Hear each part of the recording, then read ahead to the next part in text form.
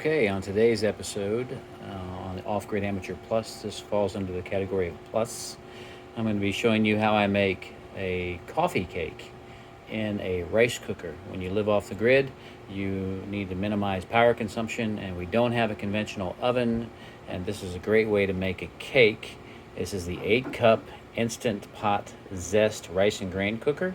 It's important to get this brand or something like it that has a steam setting that will stay on in a low moisture environment. The Aroma brand won't do the job, but to make this cake, you're going to need instant coffee. I use the Taster's Choice. You're going to need regular white frosting, vegetable oil, a classic white cake mix, and I've pre-blended some eggs here. This is being filmed in my actual real kitchen because I want my content to be raw and unedited and a little bit unpolished.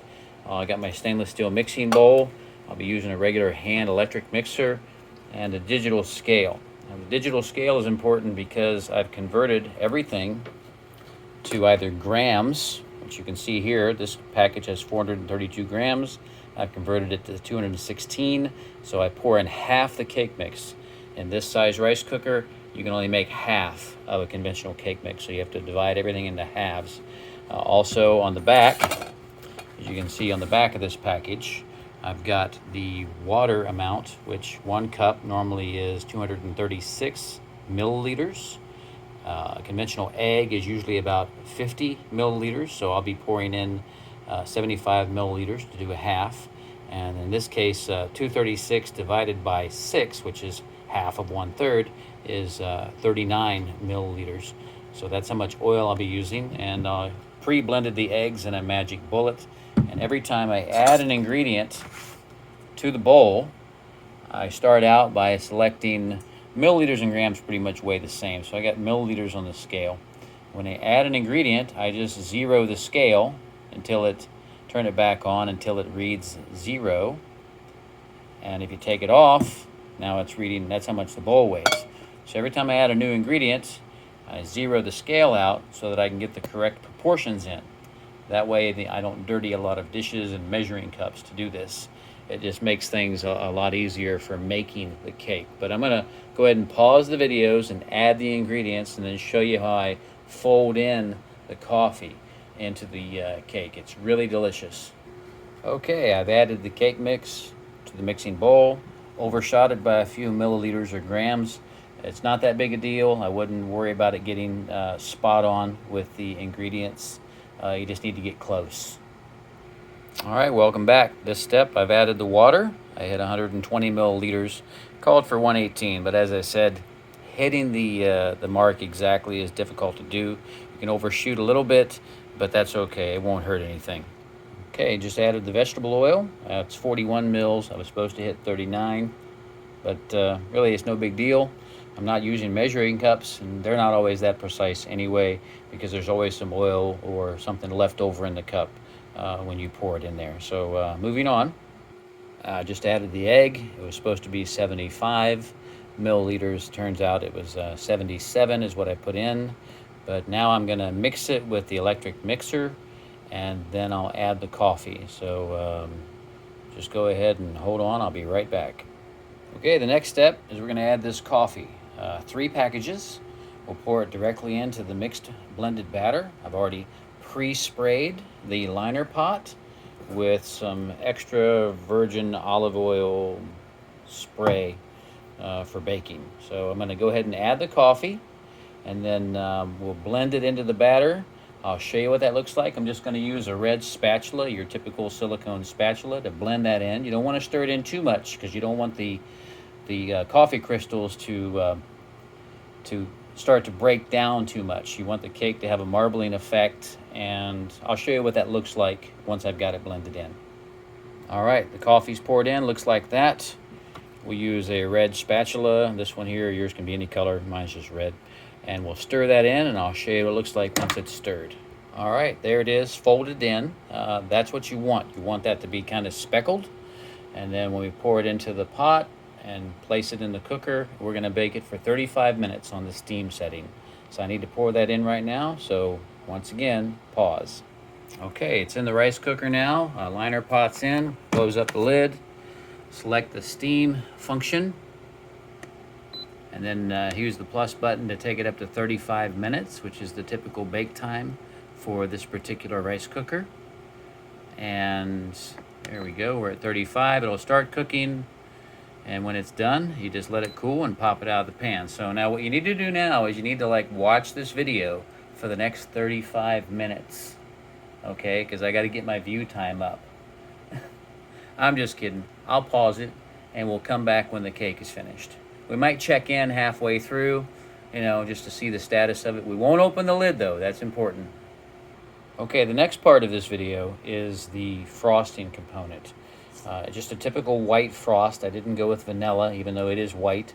I don't want anything to influence the flavor of what I'm about to produce here. But this container has 453 grams if you divide that in half, because you want to use half portions when you're making in an 8-cup rice cooker.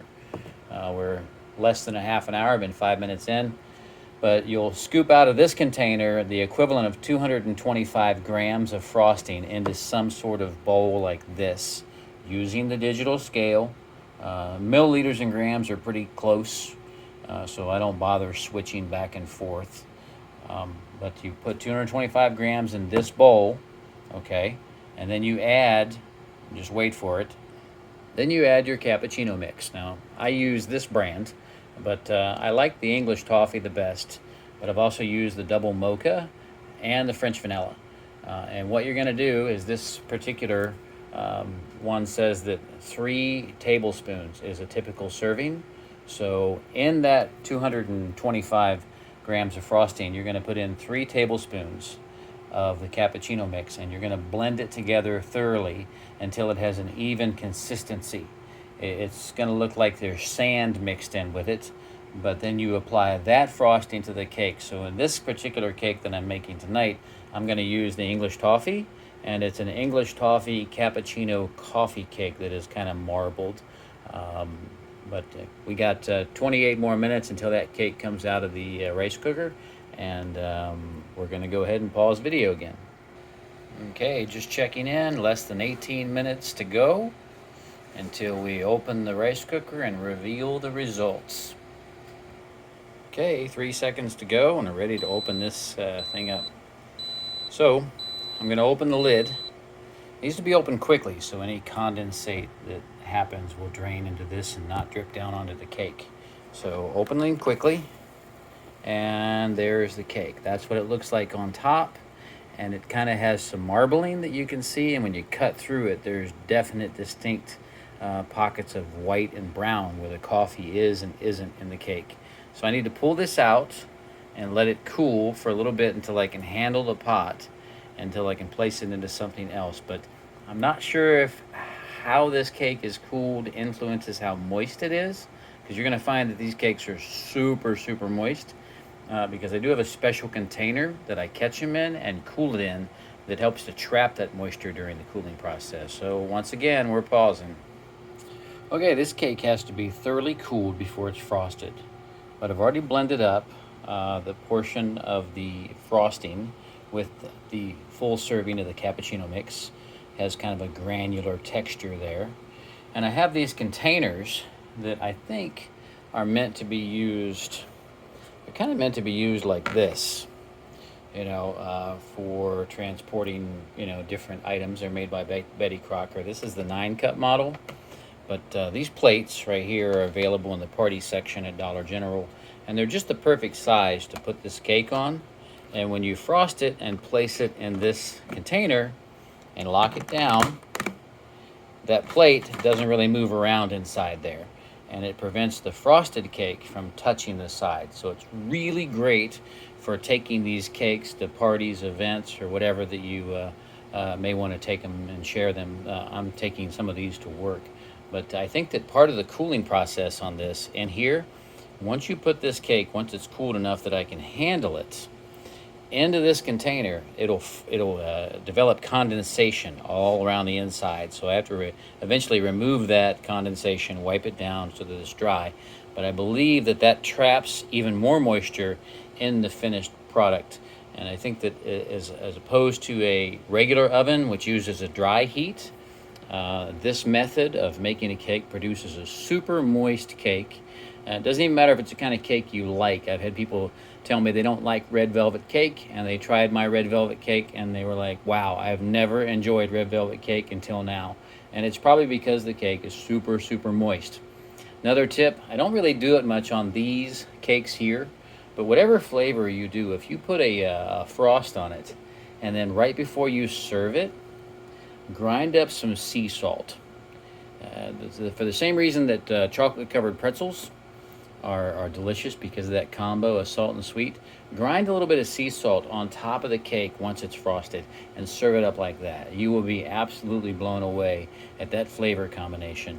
But I'm going to let this cake cool. I'm probably not going to do any more video regarding this. It's pretty self-explanatory. If you don't know how to frost a cake, I don't know, ask your mom, or maybe check YouTube to see if somebody has any cake frosting techniques. But this is about all I can share regarding that.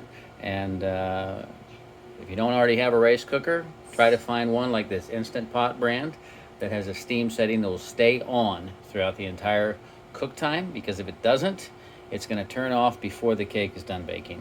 So hope you enjoy this, and if you got any questions about how I go about doing it, leave it in the comments, and I'll try to get back to you.